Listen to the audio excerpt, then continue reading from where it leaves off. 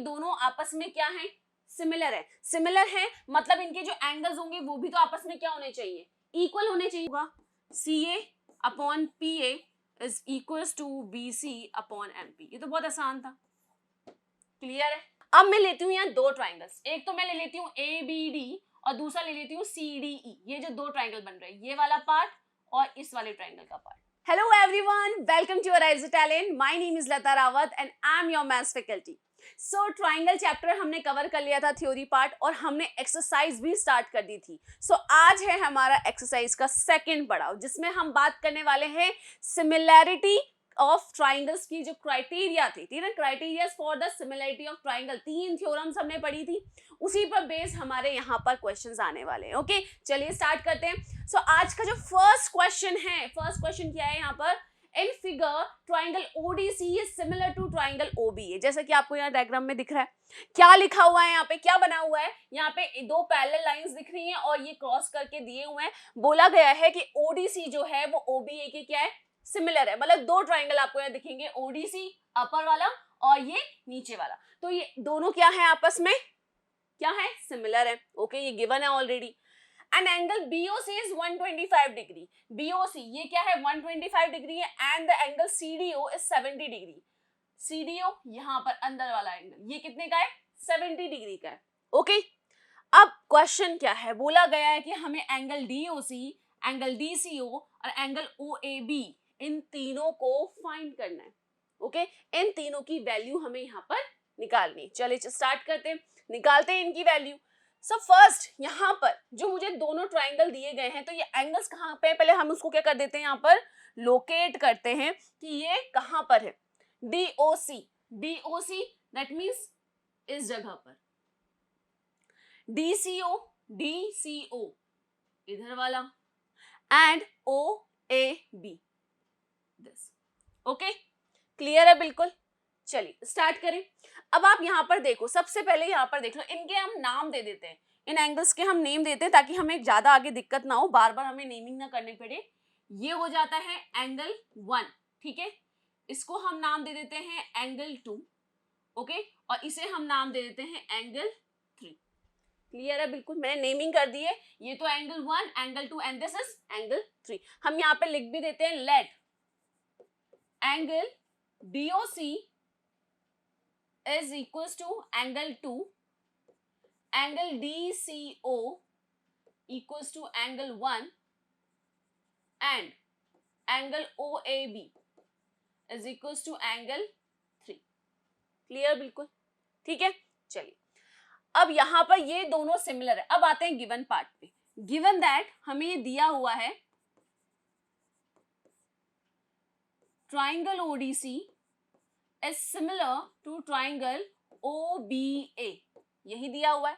इसका मतलब क्या हो गया कि एंगल यहाँ पे, ये दोनों ट्राइंगल मैं यहाँ पर अलग से बना देती हूँ, ये दोनों ट्राइंगल जो हैं DCOA एंड B, ये दोनों आपस में क्या है, सिमिलर है। सिमिलर है मतलब इनके जो एंगल्स होंगे वो भी तो आपस में क्या होने चाहिए, इक्वल होने चाहिए, क्योंकि सिमिलैरिटी क्या बोलती है कि अगर कोई दो ट्राइंगल सिमिलर हैं, दैट मींस उनके जो कॉरेस्पॉन्डिंग एंगल है वो आपस में क्या होंगे, इक्वल होंगे, ठीक है। और साथ ही साथ उनके कॉरेस्पॉन्डिंग जो साइड्स होती हैं वो भी सेम रेशियो में होती हैं। तो यहाँ पर मुझे बोला है ODC and OBA, that means जो एंगल D है वो एंगल B के इक्वल होगा।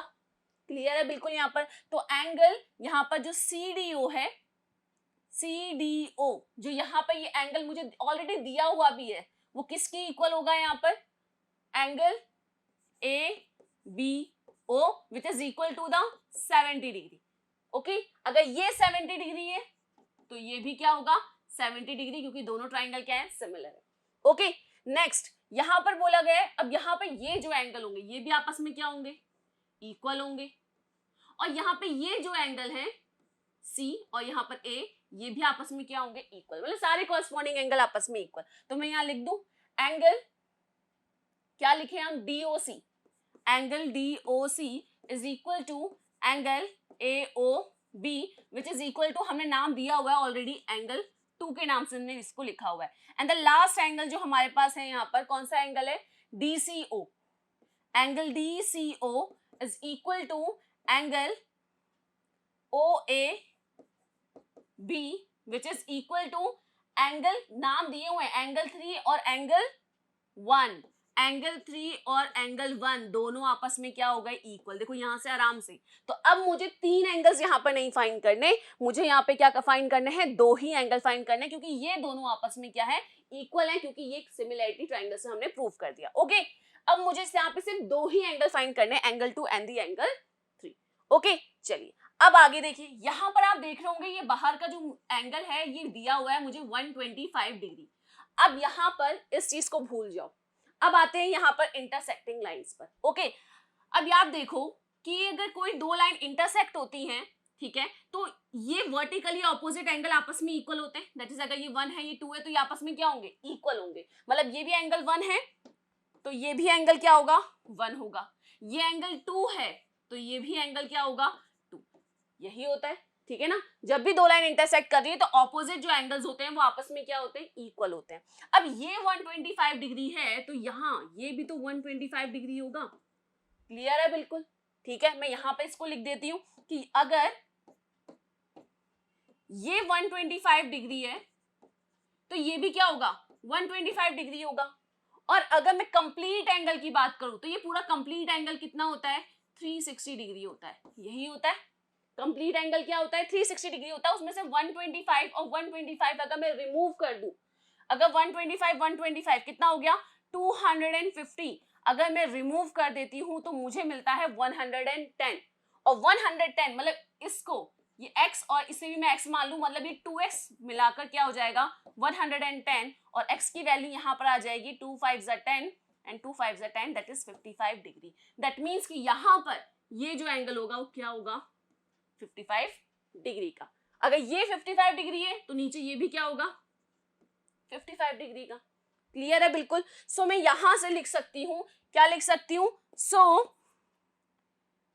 एंगल COB क्या दिया हुआ है, BCO या COB, BOC, angle BOC is 125 degree which is equal to the angle AOD and according to the diagram, अगर मैं डायग्राम के अकॉर्डिंग चलूं तो यहां पर मैं ये लिख सकती हूं कि angle AOD plus angle BOC plus angle, नाम में दे सकती हूँ यहाँ पे, नाम क्या दिया है, एंगल 2 प्लस एंगल, ये भी क्या हो जाएगा, एंगल 2 हो जाएगा। यहाँ पर मैं पहले इसको हम नेमिंग दे देते हैं, काम करते हैं, फिर उसके बाद इसको नंबर से डिनोट करेंगे। यहाँ हो जाएगा COD and the plus angle AOB। इन तीनों का अगर मैं सम करूंगी तो मेरे पास क्या 360 डिग्री आएगा। क्या मैं इनका जो सम होगा वो 360 होगा। सेम जैसा भी मैंने यहाँ पे पूरा लिखा है वही सेम चीज मैं यहाँ पर अब इसको फॉर्मेट में लिख रही हूँ।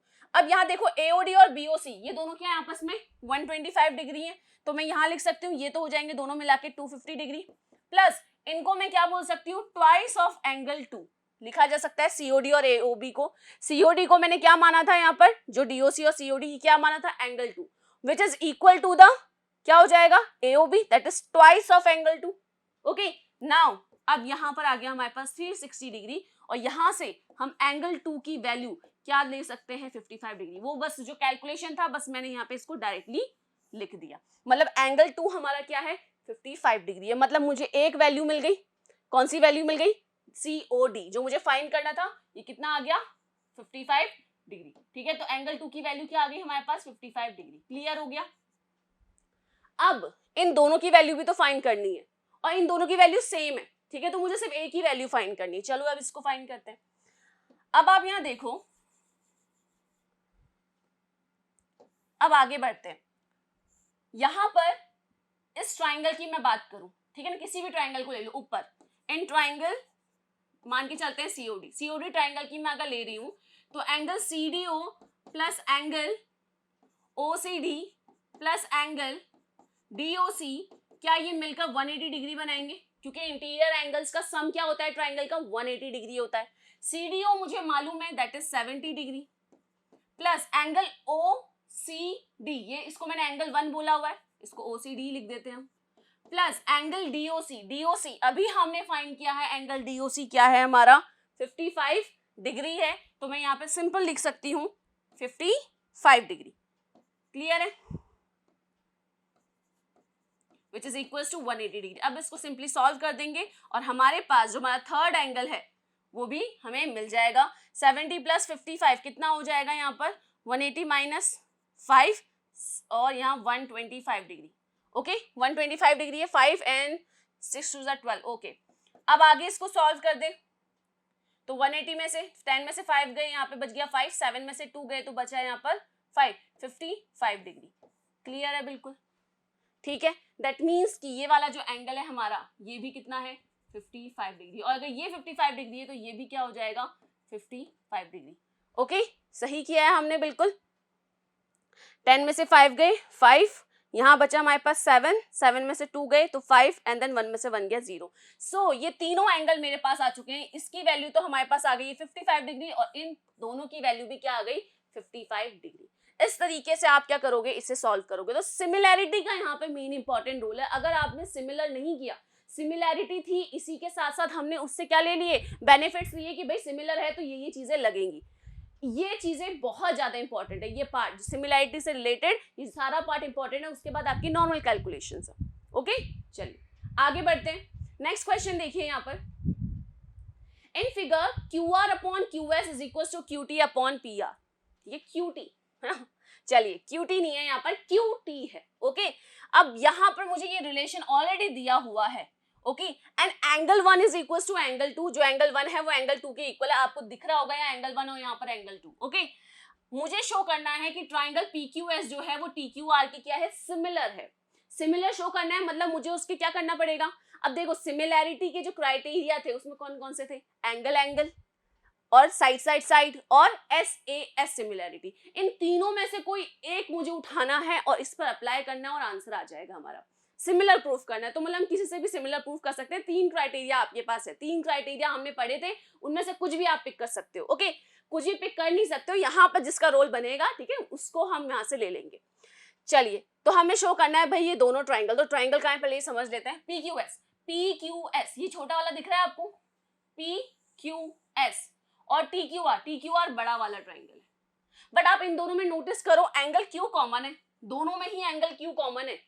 तो देखो एंगल एंगल सिमिलैरिटी और SAS सिमिलैरिटी इन दोनों में से लग सकता है, मतलब साइड साइड साइड का तो रोल ही खत्म हो गया।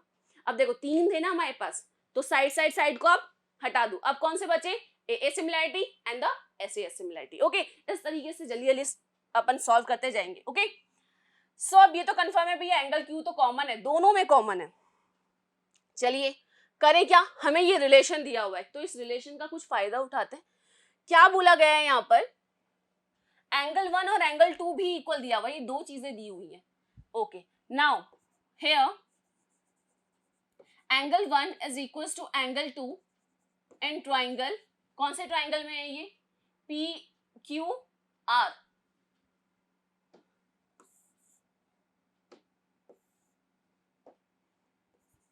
in triangle PQR angle 1 is equals to angle 2, so triangle PQR is an isosceles triangle।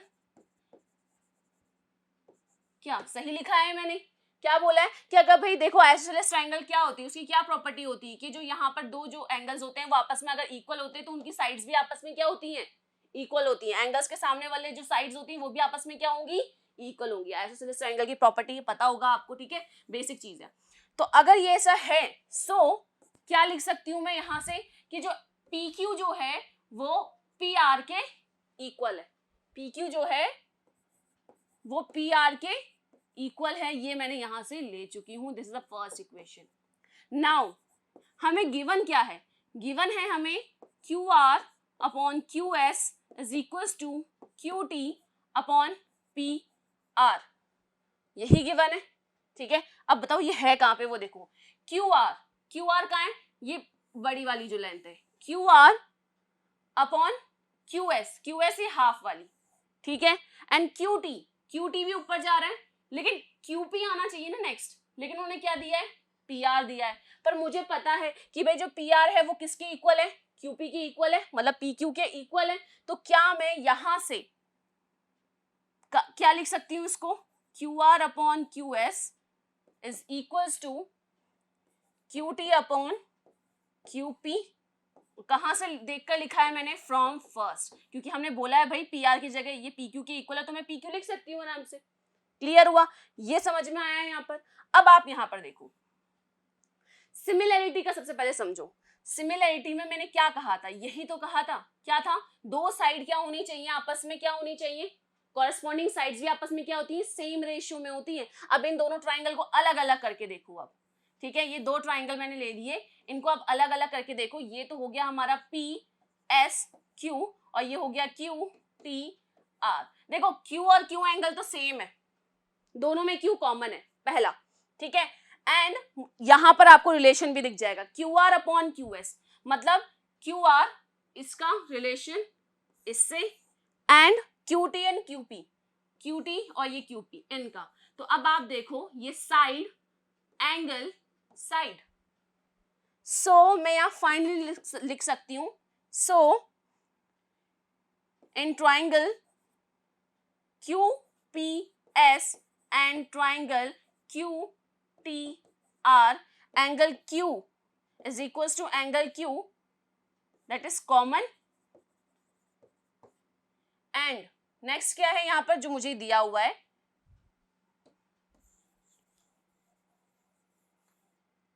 Next क्या दिया हुआ है जो मुझे यहाँ पे मैंने अभी निकाला था, क्या निकाला था यहाँ पर, QR upon QS is equals to QT upon QP। So यहां से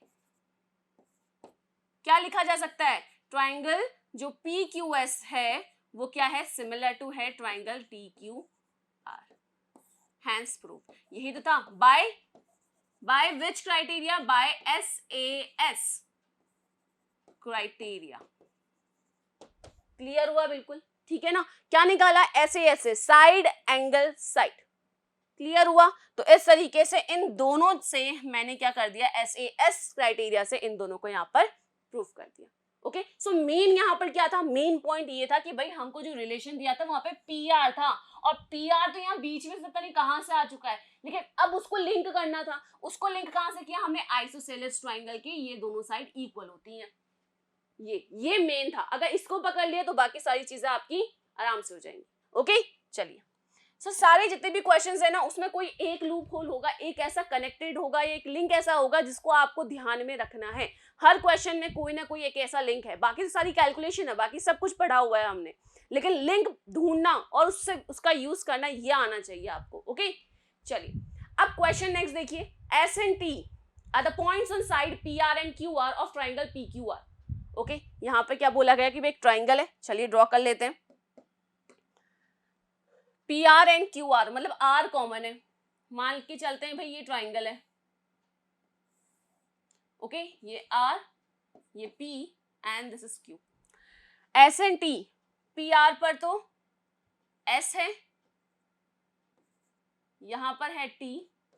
okay, such that angle P जो है वो किसके इक्वल है, RTS के। RTS मतलब इसको मैं जोड़ दूं तो इस एंगल के, मतलब ये दोनों एंगल आपस में क्या है, इक्वल है, ये हमें गिवन है। Okay, now show that RPQ and RTS are the similar triangles. RPQ ये बड़ा वाला ट्राइंगल एंड RTS ये स्मॉल ट्राइंगल, ये दोनों आपस में क्या है, सिमिलर है। ओके, ये हमें प्रूव करना है। चलिए, तो गिवन है हमको ऑलरेडी, अब करना क्या है, देखो सबसे पहले यहां पर हम क्या करेंगे, हमें क्या क्या चीजें गिवन है, एक ये चीज गिवन है और एक ये चीज गिवन है, इन दोनों का हमें क्या करना है, फायदा उठाना है। ओके, इसका फायदा उठाना है, तो हम सबसे पहले बात करते हैं RPO एंड ट्राइंगल RTS। ठीक है, दोनों ट्राइंगल में यहाँ पर ले रही हूँ, जो मुझे प्रूव करे ना उन्हीं दोनों को मैं यहाँ पर ले रही हूँ। तो अब देखो एंगल R और एंगल R दोनों में कॉमन है, एंगल R और एंगल R दोनों में क्या है, कॉमन है, और हमें ऑलरेडी गिवन है जो एंगल यहाँ का P है, जो RPQ में जो P है वो RTS के एंगल जो T है उसकी क्या है, इक्वल है। तो एंगल P जो है वो किसके एंगल यहाँ पर किसके इक्वल हो गया, RT एस के, ये हमें क्या है गिवन है। अब आप ये देखो, जब कोई दो ट्राइंगल हो और दोनों ट्राइंगल में कॉरस्पॉन्डिंग एंगल्स अगर इक्वल हैं, कॉरस्पॉन्डिंग एंगल, कोई दो एंगल्स यहाँ पर इक्वल हो गए, देखो आर तो हो गया कॉमन और यहाँ टी और पी ऑलरेडी गिवन है, दो एंगल यहाँ पे मुझे कॉमन मिल गए, मतलब कॉरस्पॉन्डिंग एंगल इक्वल मिल गए, तो कौन सा क्राइटेरिया लगेगा? So triangle RPQ is similar to triangle RTS by which criteria? By AA criteria. Clear है? बिल्कुल सिंपल था ये, तो इसमें कुछ करना ही नहीं था, ठीक है, सब कुछ गिवन है, बस लिखना था कि भी सिमिलैरिटी में एक क्राइटेरिया से ये दोनों जो ट्राइंगल है वो आपस में क्या हो गए, सिमिलर हो गए। ओके, चलिए, क्वेश्चन बहुत आसान है आपके, ठीक है, हार्ड नहीं है, कुछ क्वेश्चंस आपको मिलेंगे जिसमें कुछ ना कुछ नया मिलेगा। In figure ABC and AMP are the two right triangles. अब इस क्वेश्चन में देखो, यहाँ दो राइट ट्राइंगल आपको दिख रहे होंगे, ठीक है, एक तो ये रहा हमारे पास क्या है ABC, ये खड़ा वाला ट्राइंगल, एंड दूसरा है यहाँ पर AMP जो ये लेटा हुआ है इधर की तरफ, छोटा वाला। Okay, so right angle at B and M दिया हुआ है ऑलरेडी रेस्पेक्टिवली। अब हमें प्रूफ करने हैं ये दो चीजें, ठीक है, ये गिवन चीजें दे दी, अब हमें प्रूफ करना है ABC जो है वो AMP के, ABC जो है वो AMP के क्या है, सिमिलर है। बहुत आसान है, मुझे देखते ही पता चल गया, देखो चलो देखते हैं, अब इसको सॉल्व करते हैं। First part, in triangle ABC and triangle AMP, इन दोनों ट्राइंगल की मैं बात कर रही हूं, तो आप यहां पर देखोगे दोनों में राइट एंगल ट्राइंगल है, यहां पर M है और यहां पर B पर राइट एंगल है, मतलब यहां मैं लिख सकती हूं यहां पर AMP ABC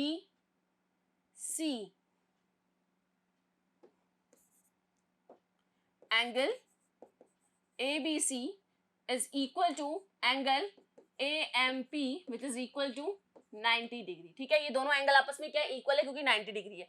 दूसरा एंगल ढूंढो, यहाँ पर देखो साइड का तो कोई रोल ही नहीं है, दूसरा एंगल ढूंढो, आप देखोगे ये जो A एंगल है ये इस ट्राइंगल में भी है और इस ट्राइंगल में भी है, मतलब एंगल A जो है वो दोनों में है, तो मतलब angle A is equal to angle A क्या चीज है, कॉमन है, ठीक है। अब देखो दो ट्राइंगल के दो एंगल्स कॉरस्पॉन्डिंग एंगल इक्वल हैं, सो क्या लिखा जा सकता है, so triangle ABC is similar to triangle AMP by which criteria, AA similarity criteria.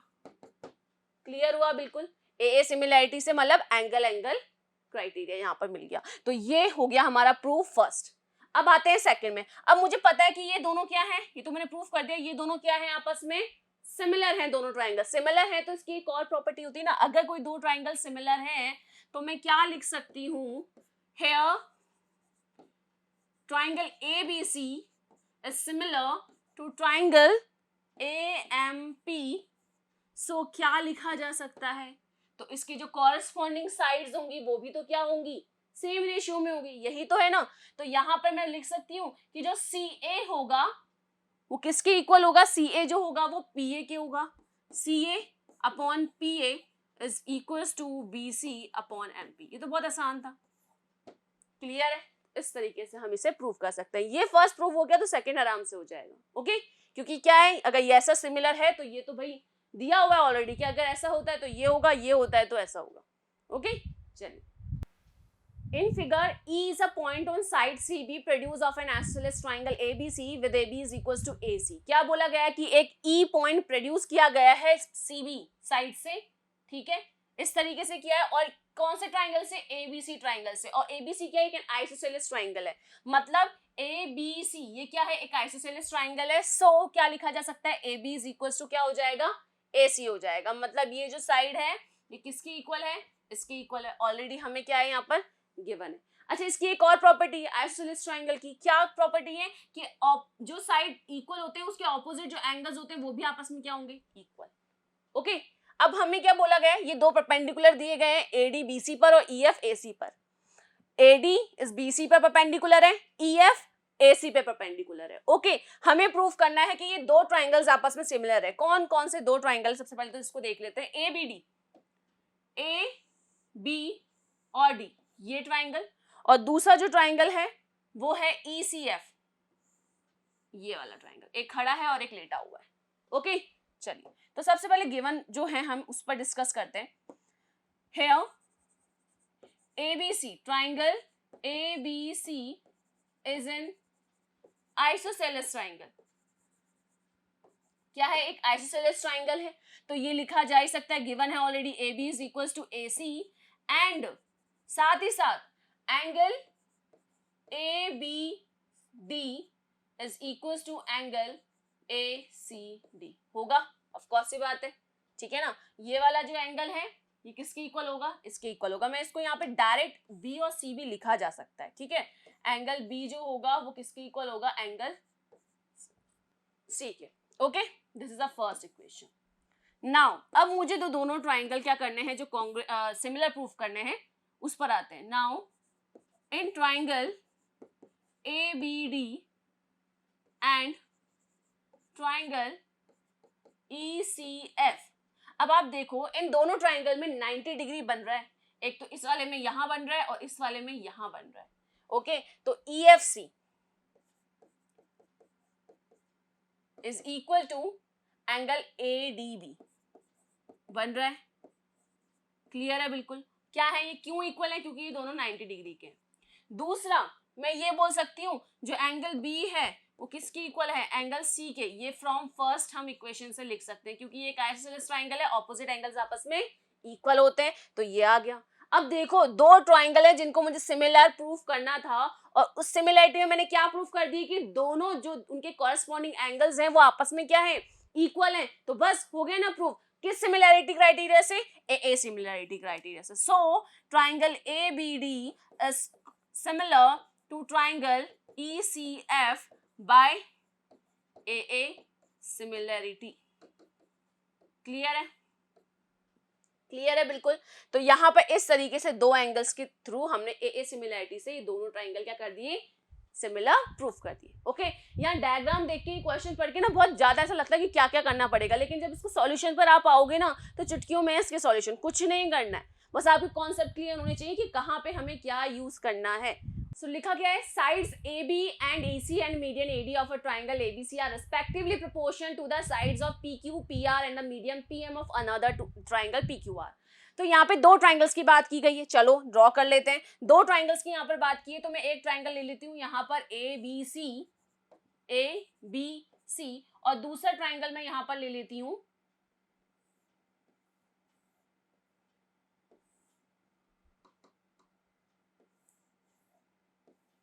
PQR। अब इनके मीडियन बोला गया है तो यहाँ पर मीडियन बोला है D और यहाँ पर मीडियन बोला है M। ठीक है, मीडियन है मतलब ये BD जो होगा DC के इक्वल होगा और ये QM जो होगा वो MR के इक्वल होगा। ओके, अब यहाँ पर मुझे गिवन क्या है? मुझे गिवन पार्ट हम यहाँ लिख लें। गिवन है हमें यहाँ पर कि AB upon PQ is equal to AC upon PR and the median AD upon PM, they are the same ratio, मतलब ये साइड साइड्स आपस में क्या है? सेम रेशियो में। और लास्ट में मुझे बोला है कि इन दोनों ट्राइंगल्स को ABC और PQR को मुझे सिमिलर प्रूफ करना है। सिमिलर प्रूफ करना है तो देखो दो साइड्स तो देखो ऑलरेडी हमें दिया हुआ है गिवन में, लेकिन तीसरी साइड नहीं दी हुई है। तो मतलब मेरे पास दो तरीके, या तो मैं S एंगल S मतलब साइड एंगल साइड से अगर प्रूफ कर दूं, या ट्रिपल S साइड क्राइटेरिया से प्रूफ कर दूं। दोनों में से कुछ भी प्रूफ हो सकता है। ओके, अब एक काम करती हूँ, मैं यहाँ पर ना एंगल के नेम्स लिख देती हूँ। मैं इसको बोल देती हूँ एंगल नंबर 1, इसको बोल देती हूँ angle number 2, angle number 3 and angle number 4। Okay, अब मैं करने का आपको तरीका बता रही हूँ। करना क्या, सबसे पहले हम यहाँ पे क्या करेंगे? कंस्ट्रक्शन करेंगे। ओके, कंस्ट्रक्ट करते हैं। मैं यहाँ पर AD को प्रोड्यूस कर देती हूँ आगे और C को ज्वाइन कर देती हूँ, इसको मैं लिख देती हूँ E। ठीक है, सिमिलरली PM को आगे प्रोड्यूस करके मैं N तक लेके जाती हूँ और इसको मैं इससे मिला देती हूँ। दो कंस्ट्रक्शन मैंने किए और ये इस तरीके से बढ़ाए हैं कि AD जो होगा वो किसके इक्वल होगा? DE के, और जो PM जो होगा वो किसके इक्वल होगा? PM जो होगा वो MN के इक्वल होगा। क्लियर है? बिल्कुल ठीक है।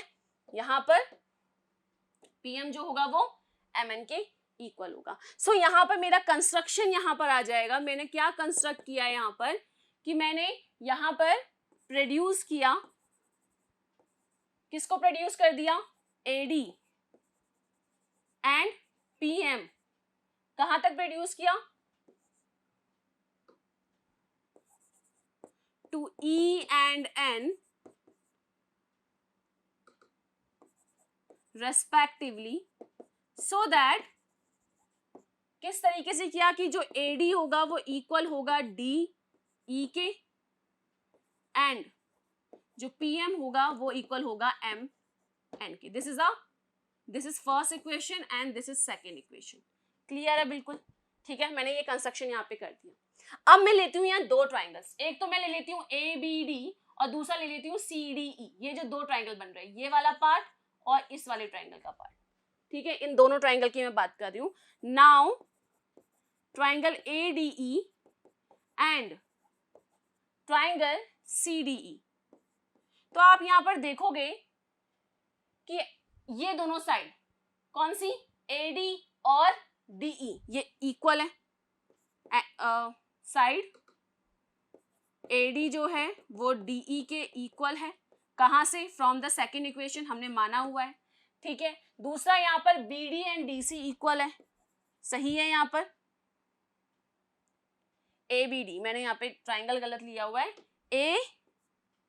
ABD. ठीक है, और यहां पर क्या BD जो है वो इक्वल है किसके, CD के. कहां से? क्योंकि जो AD है वो क्या है, हमारा मीडियन है. क्लियर हुआ यहां तक. और साथ ही साथ मैं अगर एंगल की बात करूं तो ये जो एंगल आपको दिख रहा है ये इस एंगल की इक्वल होगा क्योंकि वर्टिकली ऑपोजिट एंगल है. ओके, तो मैं लिख सकती हूँ angle ADB is equals to angle CDE. क्यों? क्योंकि वर्टिकली ऑपोजिट एंगल. और इन तीनों तरीके से, इन तीनों कंडीशन पे मैं बोल सकती हूँ ये दोनों जो ट्राइंगल है ये आपस में क्या होंगे, कॉन्ग्रुएंट होंगे. कौन से रूल से? साइड एंगल साइड से. सो ट्राइंगल कौन सा था हमारा, ABD इज congruent to triangle CDE by SAS rule. Clear है बिल्कुल. यहां तक समझ में आया क्या बोला गया? इन दोनों ट्राइंगल्स को मैंने क्या कर दिया, कॉन्ग्रुएंट प्रूव कर दिया. इस छोटे वाले ट्राइंगल को और यहाँ पर ये छोटे वाले ट्राइंगल को. और अगर ये दोनों कॉन्ग्रुएंट है तो मैं यहाँ से क्या लिख सकती हूँ, जो AB, अब कॉन्ग्रुएंट की प्रॉपर्टी क्या होती है कॉन्ग्रुएंट ट्राइंगल की, सारे कॉरेस्पॉन्डिंग साइड्स आपस में इक्वल होते हैं. तो मैं यह लिख सकती हूँ जो AB है ये CE के इक्वल होगा. So AB is equals to CE by corresponding parts of congruent triangle by CPCT. Clear हुआ. अब जैसे मैंने इन दोनों के साथ किया, सिमिलरली मैं इन दो ट्राइंगल्स के साथ भी तो कर सकती हूँ. PQM और RMN कर सकती हूँ. तो सिमिलरली मैं यहां पर लिख सकती हूं इन ट्राइंगल, सिमिलरली कहां गया, ओके यहां पे. चलिए, similarly triangle PQM is congruent to triangle RMN. सही है बिल्कुल. सो यहां पे भी लिखा जा सकता है क्या कि PQ जो होगा वो RN के क्या होगा, इक्वल होगा बाय CPCT. क्लियर है. Congruent parts of corresponding parts of congruent triangle. Okay, so ये इसके इक्वल हो गया, ये AB जो है ये इसके इक्वल हो गया और जो PQ जो है ये RN की इक्वल हो गया. अब जंप करो दोबारा से गिवन पार्ट पे. आपको दिख रहा है AB और PQ. क्या AB PQ की जगह मैं CE और RN लिख सकती हूँ? तो चलिए वापस से यहां पर आ जाते हैं. नाउ हमें पता है कि AB upon PQ is equals to AC upon PR equals to AD upon PM. ये है गिवन था, ऑलरेडी दिया हुआ था. तो AB अपॉन PQ की जगह मैं CE अपॉन RN लिख दूं. CE upon RN, AC upon PR, सब कुछ ऑलरेडी मैं सेम लिख रही हूँ. और यहाँ पर AD की जगह मैं 2AD अपॉन 2PM कर दूं, डबल कर दूं, दोनों में ऊपर नीचे कर दिया. और AD का डबल क्या होगा, देखो AD का डबल, AD ये भी है और इसका डबल क्या हो जाएगा, पूरा ये डबल ही तो है, दोनों इक्वल है तो क्या बन जाएगा AE. तो मैं क्या इसको AE अपॉन यहां पर भी इसको डबल कर दूं, PM को डबल किया तो ये नीचे वाला आ गया PN. क्या लिखा जा सकता है यहाँ पर, CE upon RN, AC upon PR and AE upon PN. अब ध्यान दो यहाँ पर, अब इस कंडीशन पे जहां पर मुझे मिल गया है CE upon RN, AC upon PR and AE upon PN, जहां पे ये मुझे मिल चुका है। तो इस केस में देखो CE अपॉन RN, कहां पर है CE अपॉन RN, ये रहा CE अपॉन RN। दूसरा है AC upon PR, AC upon PR and the AE upon PN। तो कौन सा ट्राइंगल की मैं बात कर रही हूँ, मैं ट्राइंगल की बात कर रही हूँ ACE। ये AEC जो है और PNR जो है, ये दोनों ट्राइंगल क्या कहलाएंगे, सिमिलर कहलाएंगे, क्योंकि कंडीशन आ गई ना, तीनों कॉरेस्पॉन्डिंग साइड्स आपस में क्या है, सेम रेशियो में है। सो ये लिखा जा सकता है triangle ACE, triangle ACE is similar to triangle PRN, लिख सकती हूं मैं। क्लियर है यहां तक, ठीक है। तो मैंने इस लंबे वाले ट्राइंगल्स को आपस में सिमिलर कर दिया, और अगर ये सिमिलर है तो एंगल 2 जो होगा वो एंगल 4 के इक्वल होगा, यही तो होगा। सो यहां से क्या लिखा जा सकता है, so angle 2 is equal to angle 4। यहां से मेरा क्या रिजल्ट निकला, एंगल 2 जो हो जाएगा वो एंगल 4 के इक्वल होगा। इसको मैं दे देती हूँ इक्वेशन नंबर 3। क्लियर है। अब मैंने इधर की तरफ कंस्ट्रक्शन किया था तो मेरा एंगल 2 जो हो गया वो एंगल 4 के इक्वल हो गया, लेकिन अगर कंस्ट्रक्शन मैंने दूसरी तरफ किया होता, लेफ्ट की तरफ किया होता, तो क्या एंगल 3 एंगल 1 के इक्वल होता ना। तो सिमिलरली अगर मैं दूसरी तरफ कंस्ट्रक्शन करती तो मैं क्या लिख सकती थी, angle 1 is equal to angle 3, that is equation number 4। समझ में आया क्या किया मैंने। जब मैंने इस साइड कंस्ट्रक्शन किया, ये इधर की तरफ बढ़ा दिया, तो मैंने क्या कर दिया, एंगल जो 2 है वो एंगल 4 के इक्वल कर दिया। लेकिन कंस्ट्रक्शन अगर इस तरफ होता तो क्या मैं एंगल 1 को एंगल 3 प्रूव कर सकती थी, आराम से कर सकती थी। सेम यही तरीका मैं अपनाती। ओके तो अब आप ये देखो, एंगल 2 जो हो गया वो एंगल 4 के इक्वल हो गया, एंगल 1 जो हो गया वो एंगल 3 के इक्वल हो गया। अगर मैं थर्ड और फोर्थ को क्या कर दूं, यहां पर angle 1 angle third sorry equation third और इक्वेशन 4 को मैं क्या कर दूं, ऐड कर दूं। तो अब मैं यहां पे क्या कर रही हूं, मैं यहां पर क्या कर रही हूं, adding equation third and fourth.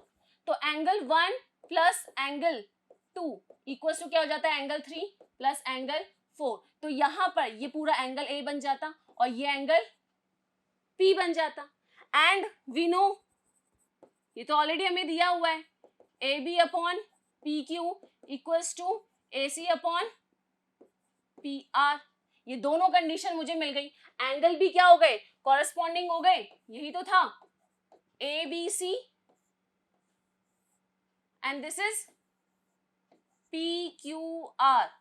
ये कॉरेस्पॉन्डिंग साइड्स जो हो गई ये सेम रेशियो में हो गई, और इनके बीच में बनने वाला एंगल भी आपस में मैंने क्या कर दिया, इक्वल प्रूफ कर दिया यहां से। सो इससे क्या रिजल्ट निकला, so triangle ABC is similar to triangle PQR, hence proof.